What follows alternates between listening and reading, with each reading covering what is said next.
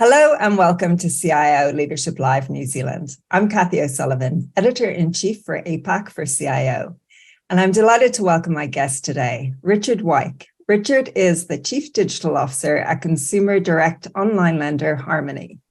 Prior to joining Harmoney, Richard worked for Figured as their Chief Product Officer. And Richard also featured in our CIO 50 in 2021. Hello, Richard. How are you doing today? I'm good, thank you. Good, and great to chat to you again. So can you tell us a little bit more about Harmoney and what your team does there? Sure. So Harmoney is a direct-to-consumer lender. We do unsecured personal lending and secured car lending up to $70,000 here in New Zealand and Australia. A lot of people in New Zealand would know us from our peer-to-peer days, which is where we were started and founded.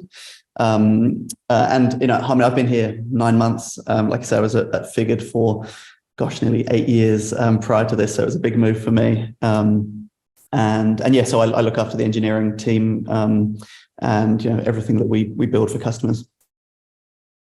So transformation has been, it's a huge part of the finance industry and indeed the banking sector at the moment with things like open finance, open banking. Can you tell us a little bit more about, transformation in your own career and how that has taken shape?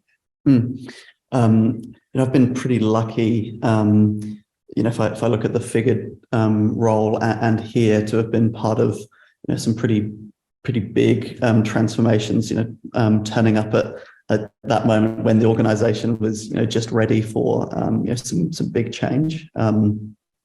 It's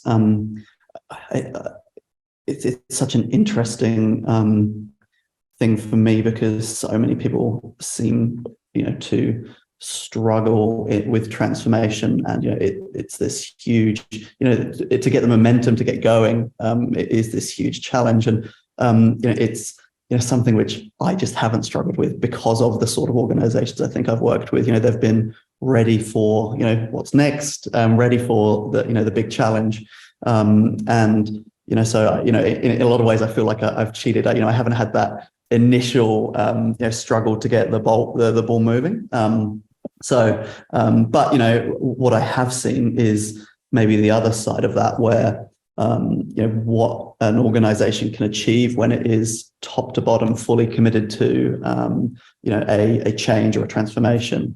The one I Figured was pretty huge, where the company was really struggling as a startup, and one of the good things about limited resource at startups is it really focuses the mind, and that transformation of how we changed product and engineering has taken it from a company which was really struggling to one which is now doing absolutely fantastically. So I've really seen what can happen when a company is super committed to really changing everything, whether they're forced to or not, I guess.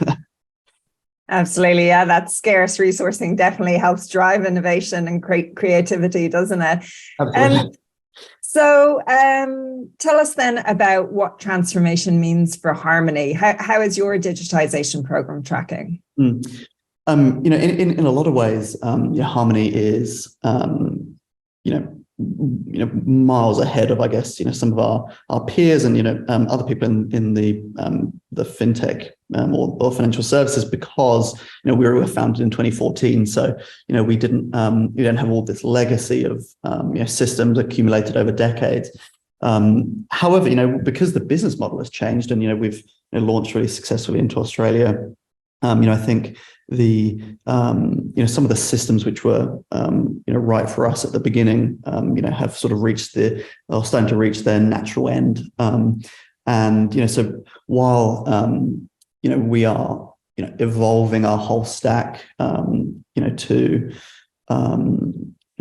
give better experiences for customers and our internal teams, what that really means is a real mix. In some areas that is wholesale change. In other areas, it's consolidating and simplifying around existing systems. So overall, it's a very evolutionary change. The sort of the program of work we've undergone since I've started the big focus for us is, I think is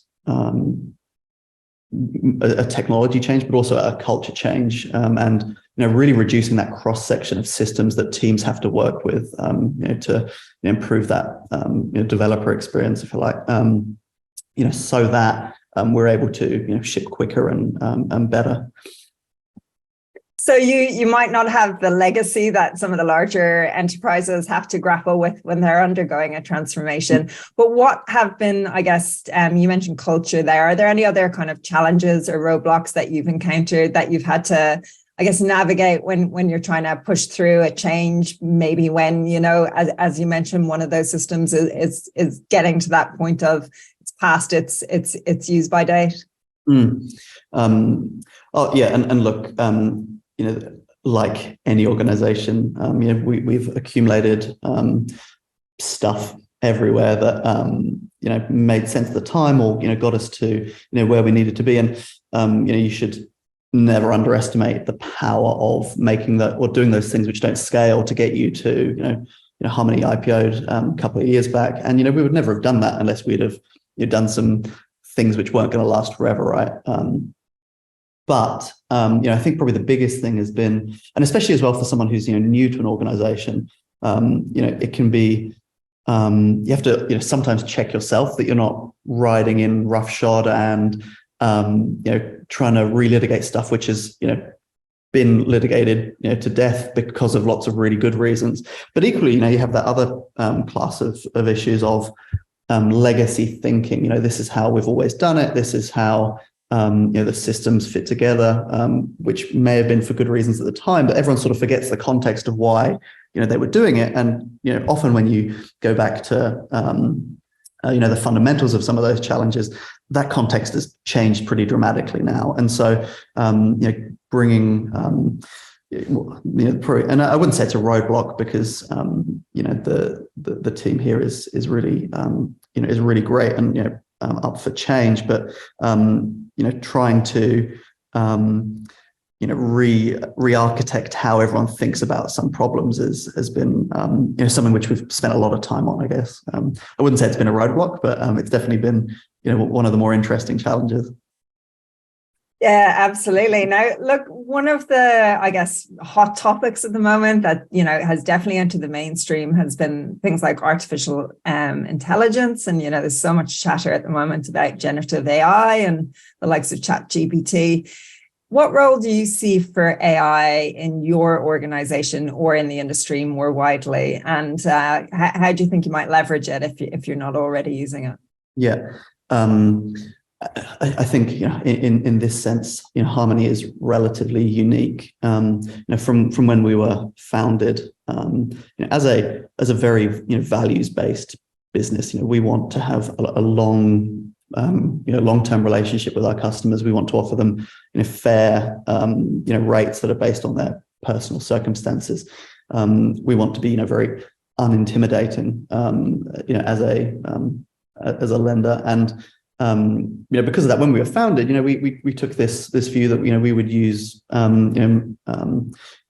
machine learning to look at your finances in a very unemotional way and offer you what the best rate we could, based on the reality of your financial situation. And so we had a data science team from the very beginning back in 2014, and it's a core part of our business.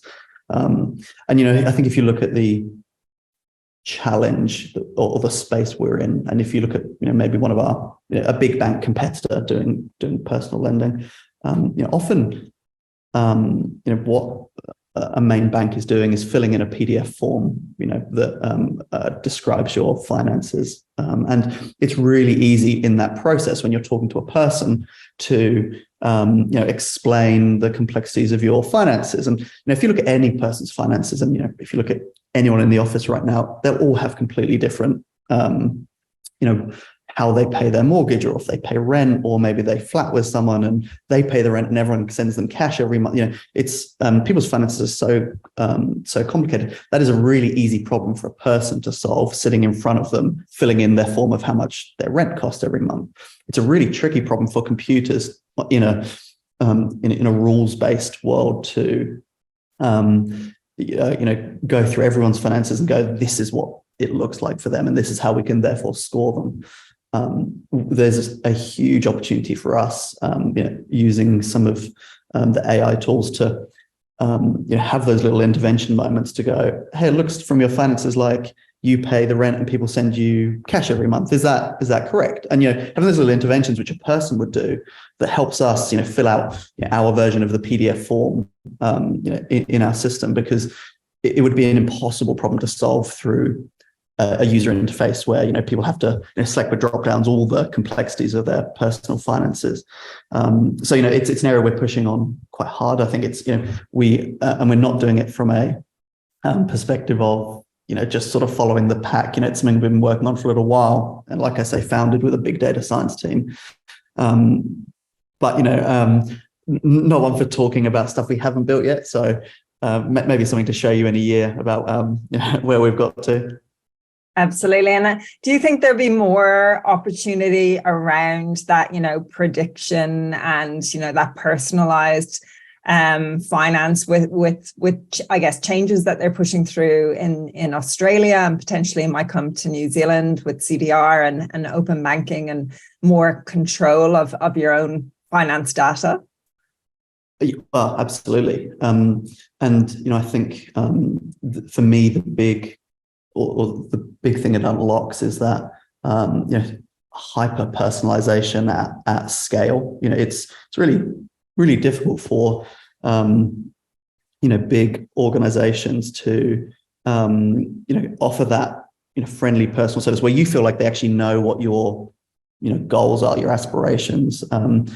Every time you apply for a loan with your bank, they ask you how much you earn, and you're like, how do you not know this? Like, I give it to you every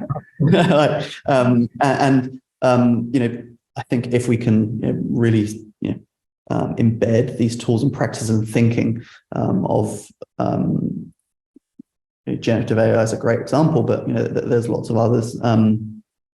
We can actually make it feel like companies actually know about you, which is impossible to replicate at scale. It would be so expensive to have that many personal bankers that knew deeply what everyone wanted. But there's so much data there about me, my situation, what I'm trying to do in life. That I feel like financial services companies should they shouldn't need to ask for it every time. That's for sure. Yeah, it's definitely going to be an interesting space to watch over the next few years. So Richard, as Chief Digital Officer, how do you, I guess, collaborate with the leadership team there at Harmoney and, I guess, influence the organization? One of the things I think is really interesting in the style of successful leadership teams, and maybe the style of ones which have more challenges is and at Harmoney this is the case, and at Figured as well it was the case, that the leadership teams are when they come together for their Monday meeting or whatever, they operate pretty non-functionally. We talk about the broad challenges the business has, and what conversion was on last week, or whether we've had more complaints or less, and we don't approach it as a department by department. That is a shared challenge amongst the team. We become functional when we leave that group, and when we go to lead our individual teams, but those challenges are shared, and because our goals are shared, and what that means is that I'm not fighting for hey, this is how engineering can help with that problem, or this is I need more money for this, or trying to influence people to position my team to be able to do stuff. It's we share those challenges, and then go away and use our resources the best we can. But it's so the collaboration and influence, and this is something which starts and can only start from the CEO, right? Is I feel it's either really easy, or you have to have lots of strategies to deal with it. And I think because of the sort of teams I've been lucky to be in, I haven't had to do too much influencing to get the right thing done. We do the right thing for the customers and the company. So, the pandemic has brought technology into sharp focus for a lot of organizations, and certainly for a lot of larger organizations. Do you think the role of CIO has changed since the pandemic? Look, it's funny, isn't it? Because when you talk to people about how these roles have changed, and they talk about needing to double down on culture for retention or hiring, or CEO functions need to be more agile, or need to start partnering the business more, or deepen those partnerships. You sort of wonder why they weren't always doing that. That to me always seemed like the point of the role. What perhaps has changed maybe is as that role has become much more important, or at least the risks around it have increased.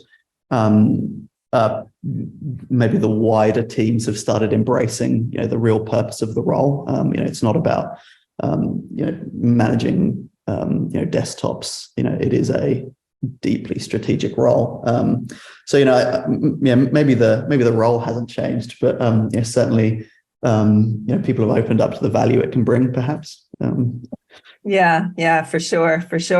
And definitely, as you said earlier, in how you operate at Harmony, that cross-functional piece, and, the role of CIO being so strategic now, and in underpinning and delivering on that business strategy.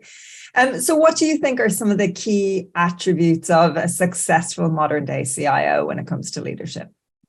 Look, I think it's certainly a role which bringing energy into those teams is a key part of it. I think setting that culture is one of the key attributes of it. I think there's a lot of focus, or where the focus should be, perhaps, is on what it is you're trying to do.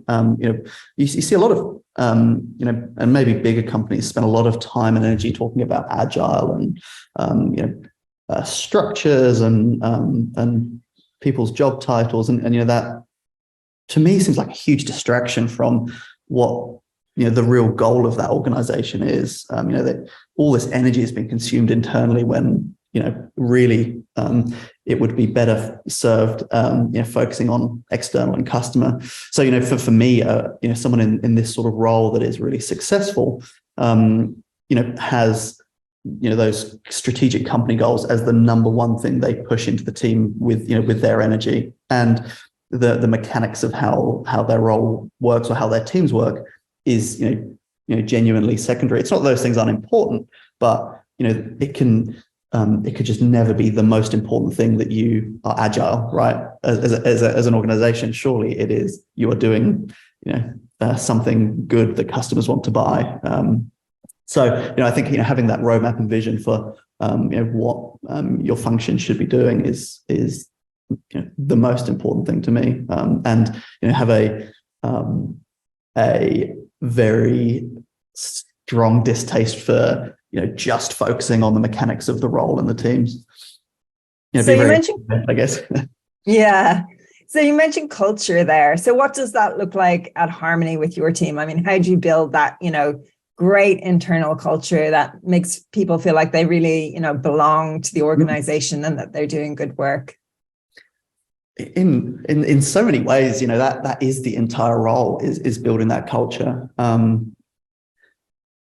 Maybe it's more like your role as a CIO or a CDO is building that factory, not the product. It's and so we at Harmony, we have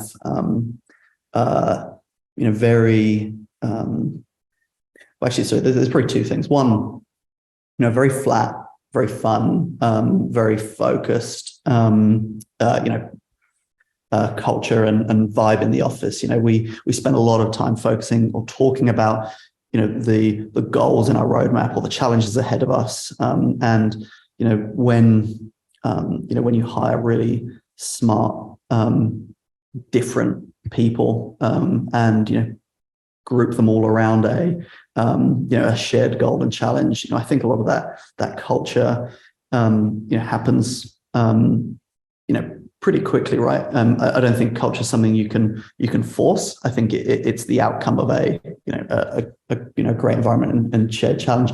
The second thing I think is then the environment that you're asking the teams to work in. The person I speak to most, at Harmony is, our head of people and culture, and we sit right next to each other, and it is, and actually, the same, and one of the things I've taken from working at Figured for so long is that we had one of the very first roles was that a chief people officer role, something that embeds culture and behaviors from the beginning, and again working non-functionally, we look at that whole develop. If I focus on engineers, that whole engineer experience from the sort of equipment they get to what their first week looks like to what their the makeup of their teams look like, so that they can do their best work for that big challenge.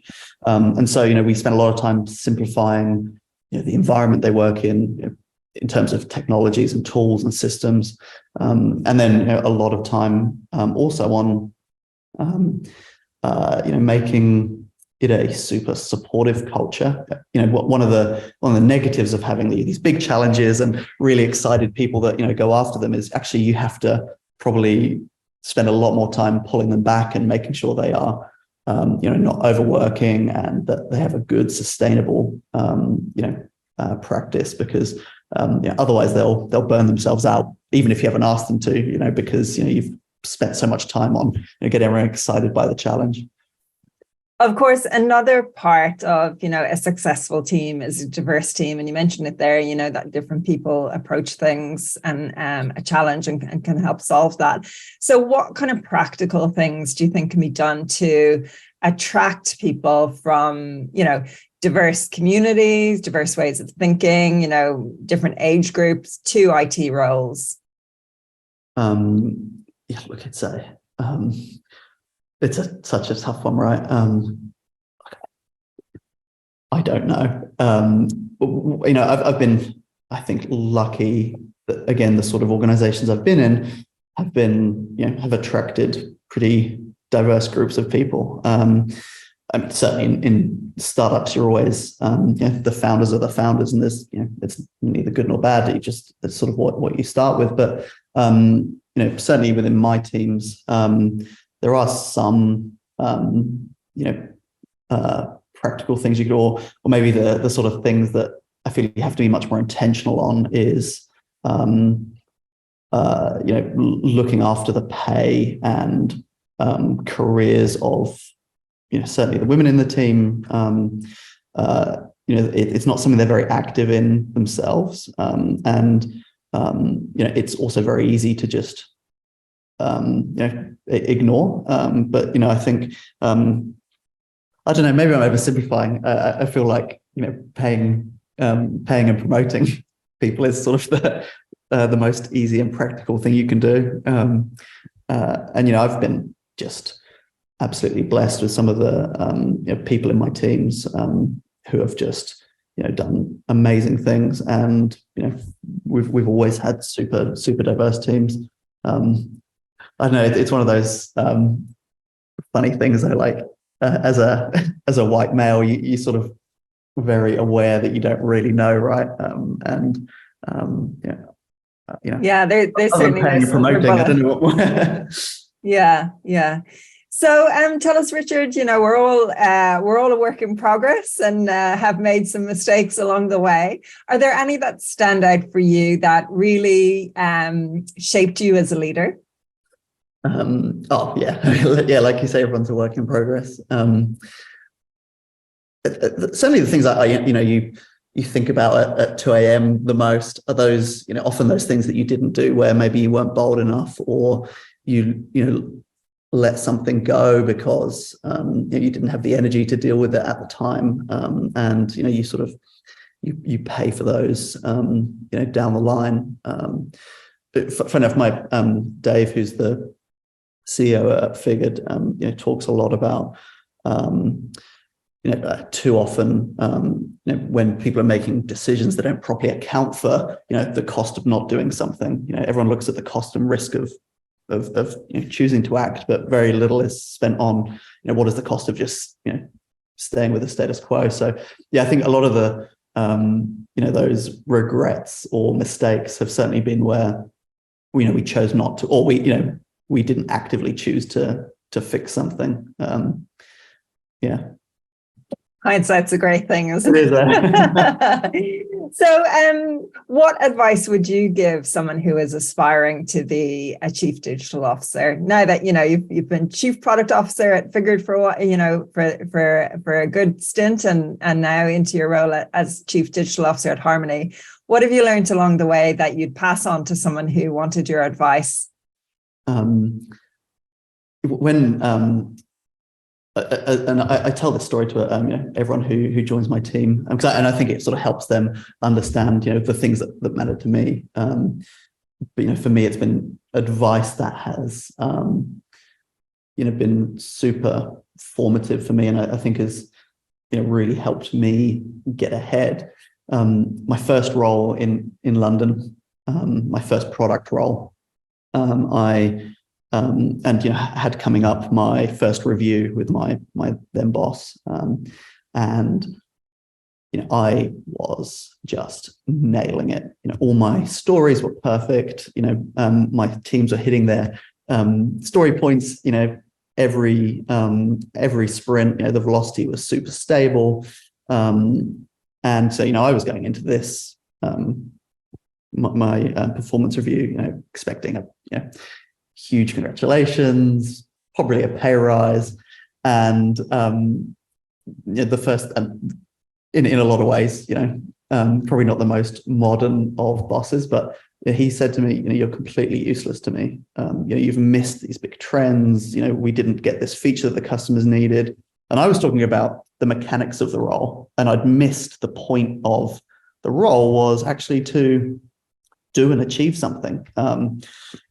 No, I'm not suggesting that as a management technique of telling people they're useless. And it was a pretty rough piece of feedback to hear. But for me, was super formative. Is actually you need to take a bit of a step back in any product or technology role, and understand really what the purpose of it is, and why you're here, what you're trying to achieve, what is the strategy you're supporting or creating.